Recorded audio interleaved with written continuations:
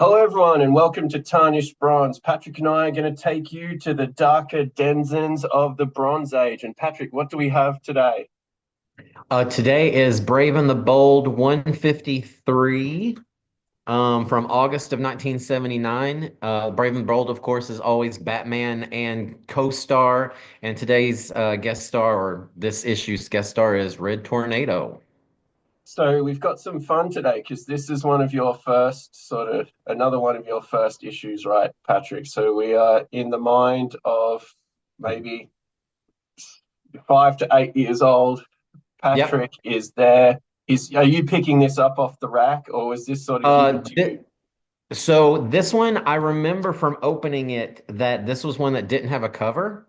Oh, okay. So I think that maybe I must have gotten it at a flea market or someplace like that because the splash page is definitely the cover. Now, since then, I have replaced all my old comics that didn't have covers. So the original, who knows what happened to it, and the one I have now has the cover. But yeah, the splash page for this one was my cover. So I'm thinking probably a yard sale. We used to have stock markets. So where they would sell livestock and it was kind of like a flea market every weekend, and sometimes I'd find comic books that way. Okay. So get your lambs, your bully Yeah. beef, and your comic books. And for some reason they all sold comic books with the cover ripped off. And I think somebody told me maybe that was like a copyright thing. I they think like who's they gonna go fell to off the. Appalachia to the stockyard to see who's selling comics with covers, but like apparently people thought you couldn't sell them with covers, resell them. So Patrick, there's all of this weird stuff in the text of old trade paperback novels. So that's the ones that are like mass market distributed at service stations and bus stops and news agents in Australia, but I think that would be called newsstands in the United States. Now, because the distributors you have to overprint because they return them then to the distributor who either holds on to them or gets rid of them somehow. Or if you want to get the cash back for the unsold issues, you would tear the cover off and then you would send that back to the publisher. And that would be how they paid for the amount of return, like non-sold product. So one can see how if you're tearing the cover off paperbacks and tearing the cover off comic books, how that's still probably, especially for a book, probably not the worst thing in the world to just maybe like find some way to get that out there. So I think your comics were hot. Long story short, Patrick. No, that really totally makes sense. I had a lot from that time period. Most of the time when I found used comics at a yard sale or at the stock market or whatever, they were coverless, and I never really knew why. And that's yeah, that makes sense. So the FBI anti-piracy squad may want to come to The, wherever you live. all of those have been replaced by comics with covers, and they were given away Okay. at some point in the Well, distant past. what you're missing out on if you don't have the cover to this issue, Patrick, is The Menace of the Murder Machines, which is going to be a pretty good. Well, it says that on the splash page. Okay, all right, nice. So you didn't miss out on that alliteration. So Did, that did is good. not. So Carey Burkett, this is my first sort of experience and exposure to him. He's writing this issue, and he starts off writing Brave and the Bold 147. So he's pretty early on in his DC stuff, but he's basically a late 70s, early 80s DC guy. So would this have been your first Carey Burkett? I mean, I don't know much else about him, Yeah, yeah, no, no, probably so. I would say definitely. but I am And same with the hiding the Don major. Newton. Sorry. Oh, I was gonna say same with the Don Newton Bob Smith combo, which I really like the art, That's a especially that's the a cover. that's a crime because Don Newton is a criminally underrated artist from Charlton and DC. Now, this is the guy who, in my opinion, draws a better Batman than Neil Adams. So, a fantastic artist and died very, very young. My first exposure to him was actually Australia is really big on the Phantom. And Hmm. so in the Phantom issue 1032, it's like a big 500-page Telegraph book issue of all of these reprints.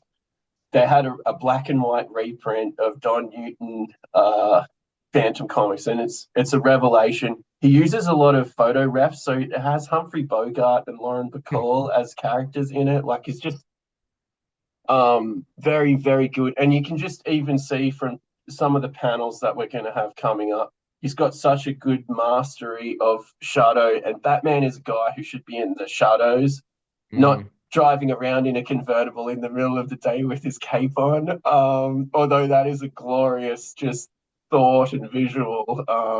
I don't think that's really where Batman excels. So, Patrick, I'm kind of keen to see this robotic combination with the this creature of the night with Don Newton. And so I'm just going to bring in some some Don Newton art just because if you are unaware of it, like it's just really, really good. He's from that sort of late 60s, early 70s school of like the Neil Abs, like getting out of that silver age and into the bronze age.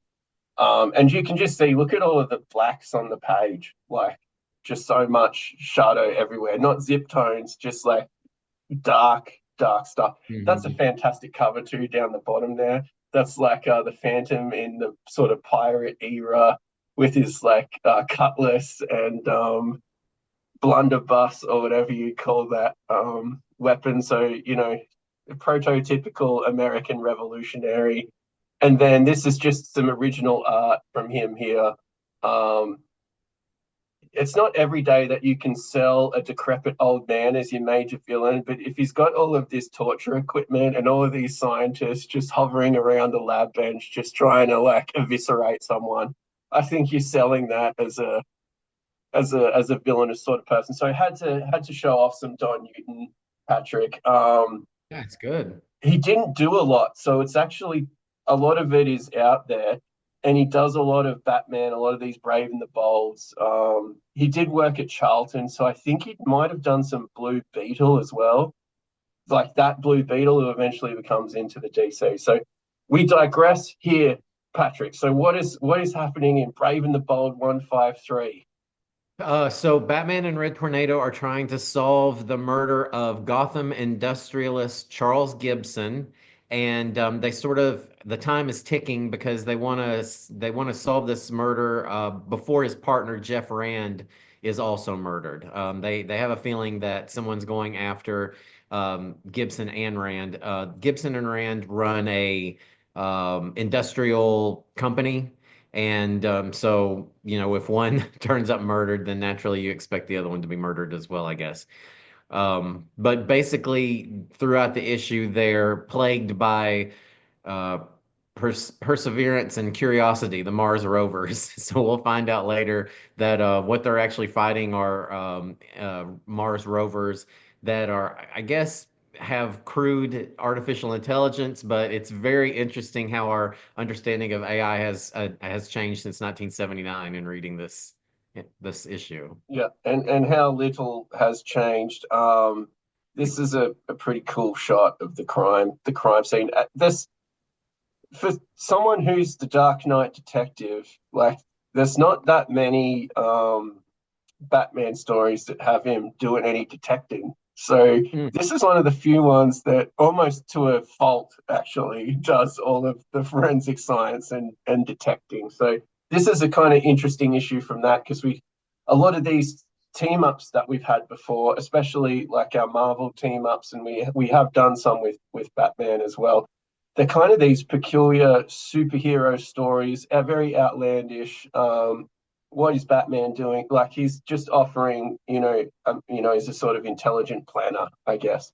Here we actually see him do some detecting. So um, these are the robots. Now I don't actually have this issue. It's for me. I have the omnibus version, so that's why I've just got panels because it's really hard to scan an omnibus on my scanner. But there is a good sense of scale here, and I'm with you. I kind of really like the Red Tornadoes get up. Like some people lean into the android thing. I actually kind of like the fact that under this sort of human looking guise, he is the android. I kind of like that, Patrick. Your Yeah, sort of I thoughts really, on his design. I always loved his his outfit as a kid. I don't know why, just the stripes and the red and the yellow with the dash of blue. I love the arrow coming over the forehead. So I just thought he was a very visually appealing character. And then of course the Cyclone powers are a little bit, different and definitely harkened back to, I was a huge Super Friends fan. So he was sort of DC's answer to the Super Friends Samurai. I don't know if you remember that. I am unaware that this character exists. Let's I put it have Super Friends on DVD, so maybe next time we're in person, I'll have to show you this. that. Although Okay. you can probably find it on YouTube too. Right. I love the old media that you've got going on there, Patrick. So what's the link then between uh Red Tornado and Batman in this issue?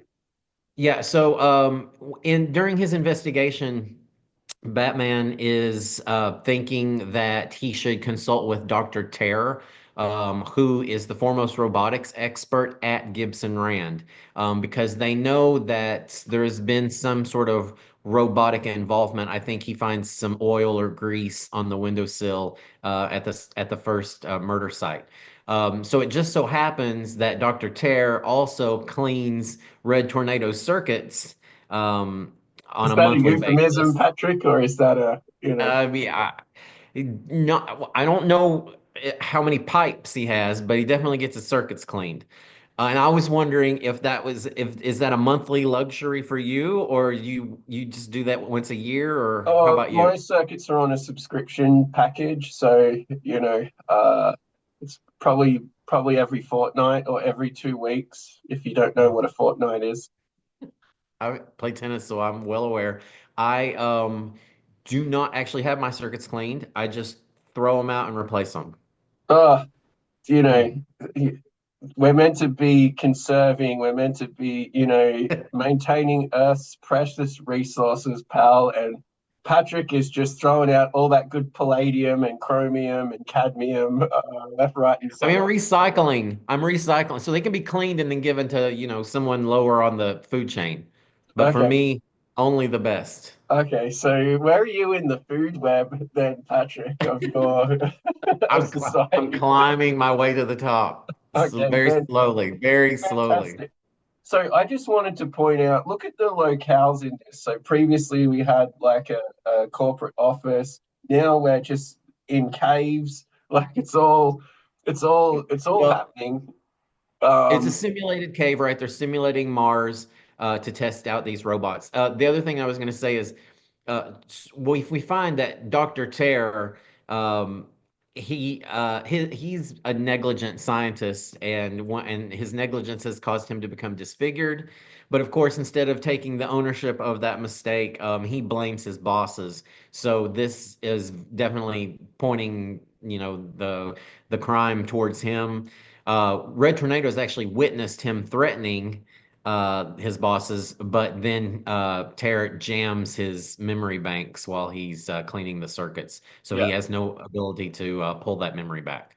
And if you can't tell from these panels, we're just gonna let you know, like there's a lot of melodrama going on here with Red Tornado. He's pretty self-doubting and self-sabotaging. And then Batman is just having we're getting into his stream of consciousness as he just like toodles through the simulation here. It's all happening, Patrick, but I think the art sells it. Like if it was in lesser hands, I think this would just be a very dull read. But I'm getting a good dynamism from the art. It's kind of selling this whole thing, and this is like a great panel here. And is this where they realized that it's guided by a Yes. human intelligence, Patrick? So they Yeah, thought robots were full blown AI, but this is the Batman moment. knows that it's guided by a human Yeah, hand because a robot would never think to snap his bat line. I thought that was funny. The other thing that's interesting is I had kind of forgotten that Red Tornado is often written in this sort of whiny, self-doubting, mopey character. So I don't know. It's different for a hero, and I mean I can see how as a writer that would give you more avenues, but as a reader, it's not very attractive quality in a hero. So I was like, oh yeah, I definitely remember. I don't have that many Red Tornado comics, but I did have some guest appearances, and when he would show up in the Justice League, his personality was often like that. Batman has to call him down twice in the span of this issue for not, to not whine or to not be mopey, and And it's not a normal sized issue. These are all 17 pages, so you got to pack a lot of stuff into these issues. So Batman being the encouraging person is kind of like a little bit peculiar. And I didn't really notice that. So my other exposure to Red Tornado is I think in the mid 2000s there's an Ed Benes JLA series, and the opening sort of 6 issue arc I think is Red Tornado maybe as the villain. It's actually pretty with good, Tornado but I Tyrant, I think I have that. Yeah, yeah, I think that, yeah, I yeah. didn't notice that he was particularly whiny in that, but I'll have to dig that up. Ed Benes is another one of these great sleeper artists who everyone is kind of overlooking. No, I think I've read that, and I think by then things had adapted. I think this is more of an 80s thing for him, because I think sometimes he would guest star in maybe backup issues in or backup stories in World's Finest. And that's Okay. where Yep. I'm remembering him in the early 80s, mid 80s, that this was definitely a theme with him. But I think I know the comic you're talking about, and I feel like they kind of they let go of that after Crisis, I think. Okay. And so this is our villain. I'm always cautious of people that I meet in my workplace who have a full-on Invisible Yeah. Man bandage face sort It's of a thing lot. going on. You don't want I to be don't know about you, judgmental. Patrick. You might be more welcoming than me, but like I'm just usually this is bad news. You don't want to be judgmental, but it's a lot. And I Know do that I'd have someone like that clean my circuits. That's just No, me. Sims, and look at all of this foreboding machinery around the place. Like you don't want to have a clean workplace. I want to put you in this contraption with all these pistons going in the background and circuits and so on and so forth. And this guy works on the Mars rovers, right?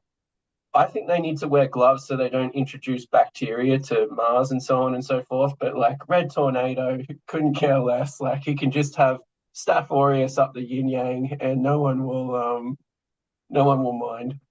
You would think this would be an office visit, right? But this definitely looks like he's been taken in to the facility. This is not just a quick in and out. Oh, it's not outpatient circuit cleaning. Yeah. It's back to the manufacturer's den. Yeah.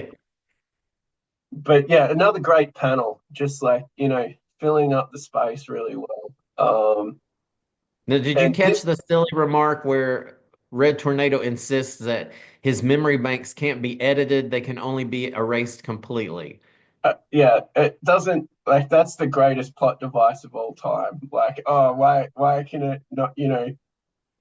We've either got to go full nuclear option or nothing. This is, I think, the panel of Oh, the panel of the book for me. Like, um, talk about famous Batman stories and Batman artists. This is like year one. It's just been reduced. Batman and the companions have just been reduced to their sort of essence, I believe. And it's what I love about this story too, Patrick, is it's in the dark. Like Batman is mm. in the dark. And in true sort of Robin Boy hostage fashion, his companion is wearing a bright red outfit while he's able to just get away in the shadows, which I very much enjoy. And he's just yelling orders at this guy, like, stop wasting time, stop dicking around, just get in there and deactivate the robot. I could do it, but I'm trying to encourage you to be a better robot. So uh, Exactly, exactly. To that not that be that such a makes me feel good, Patrick, about just life and my choices in general, dictating to people to improve their lives. That's where we want to be. You feel like nowadays Batman would smack him across the face and say, "Snap out of it," like, Cher Moonstruck style. Yeah, yeah, I think he'd be bringing more Desperate Housewives or Real Housewives to this rather than less. Let's put it that way. He's a little coddling, yeah. So yeah, what you're seeing here is that the duo have tracked Tear and his remaining Mars rover to a lab in Gotham University.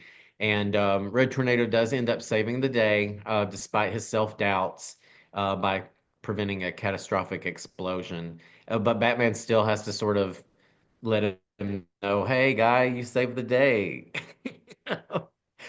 You don't be such a hater, man. You got to believe in yourself. So I don't know. Yeah, it just the mind sort of boggles. I'm not going to just like poo-poo on this too much because it's 17 pages. It does what it says on the tin.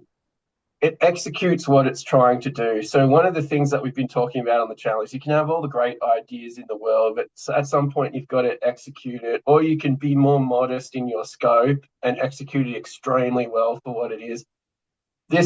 I think the art actually is what ticks this up a notch. And some of the choices, like especially making everything kind of moody and noir, it really suits Batman. Mhm. And it doesn't wash out Red Tornado because the guy's wearing red and yellow. You can see Red Tornado, it's not, it doesn't, I know that that would jar in the sense of the character's outlooks, but it doesn't jar in the sense of like everyone who's there for Red Tornado is getting some Red Tornado. But we're getting like a Batman story that Red Tornado is kind of like ingratiated himself with. So I don't really know what happens to the company in the end. Do they go bust or do they make those rovers work? Oh no, no, they're fine. Dr. Terr is brought to justice, and the one guy survives, right? So Gibson's dead. It's too late for him, but Rand Rand lives to price gouge another day. Okay. So yeah. The other thing that I'm just the great sort of plot conceit in this is that that training area can be different locations. So that gives us some great visual stuff. So I've just given a list. We've got the corporate headquarters, we've got a ballroom, we've got caves, we've got a scientific lab, and we've got a warehouse. And this is, by the way, in 17 pages. So you can Mhm. really just show off everything that you've got there. Makes it really interesting. I can understand how Brave and the Bold was so successful for so long because it gave everyone what they wanted on the tin, some superhero action, but it probably didn't have to be crafted so well. But nonetheless, they got this newbie writer and this rather experienced artist to create something that's pretty fun. So, Patrick, for me, it's not like I have a whole omnibus of this.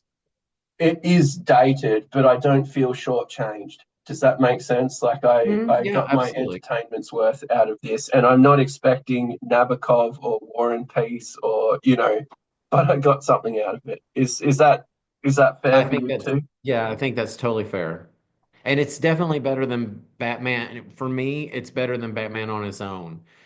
So, if you're like when I was a kid, I've said this many times, I like characters with a bigger power set, Yep. wasn't a huge Batman fan. So having Batman in a team up situation was inherently more attractive for me, because I was more interested in Red Tornado or, as we'll see, in a future episode, Dr. Fate teaming up with Batman. So it makes him a little bit more interesting, in my opinion. So, So it's not as to me, this is like just a sort of popcorn comic. It's definitely not as frustrating as like Justice League Detroit and the Matt Marina saga. I'm kind of putting it in there. It does what it says on the tin, but for me, it's not quite as frustrating as some of those choices in Justice League Detroit. So, like, I'm kind of, it's definitely not in the top 15 for me, but it's not. It's not, we've had some bad ones on here recently, Patrick, and this is. I don't want to say it's meh, but it's actually good, middle of the road entertainment. I'm happy to put it in between the just below the Marina saga, but definitely better than Avengers 298. and remind me, 298 is Jarvis? 298 is the Java special, which Yeah, is yeah. once again great cartooning, but not necessarily like the most fantastic story I've ever read. Yeah, well, yeah, we could put it, and remind me this, JLA 234 was one of the four. I don't know which Yeah, one. They kind of all run 233 together. and 234 are the first ones, and that's before anything had any connection to it. So 233 is the gang war one, which comes out of nowhere and stops. 233, I think, is the pitcher, that guy who throws stuff. Like, Mm. so there's some cool stuff in there, but it's executed in just a really, it's a misfire. but it does have a cast of characters, and I feel like it has maybe more going on. I'd maybe put this one above Avengers 298. Yep. So we're now going in between 234 and 298. That works for me. Yeah, Like this is I a think that's good. reasonable enough comic. But it's not as good as some of the other Brave and the Bolds now, is it? So we'll No. definitely have other Brave and the Bolds in the future for us to look at. So, Patrick, any more comments on Red Tornado or Brave and the Bold 153? No, you know what? It's a comic that I don't, who knows if I'll end up reading it again. I only have a I have a finite amount of time on this planet, and this may be the last visit for old Red Tornado and Batman. So, Well, maybe we'll have to dust off that newer one, number 206, or like, yeah. sorry, the 2006 issues. So remember, everyone, get out there, read some comics, like, follow, subscribe if you like the channel. Give us some comments if you viscerally disagree with us, or vigorously disagree with us, or want to eviscerate us because you vigorously disagree with There us. you go. And that is enough alliteration for one day. So we will see you soon on the next episode. Bye for now.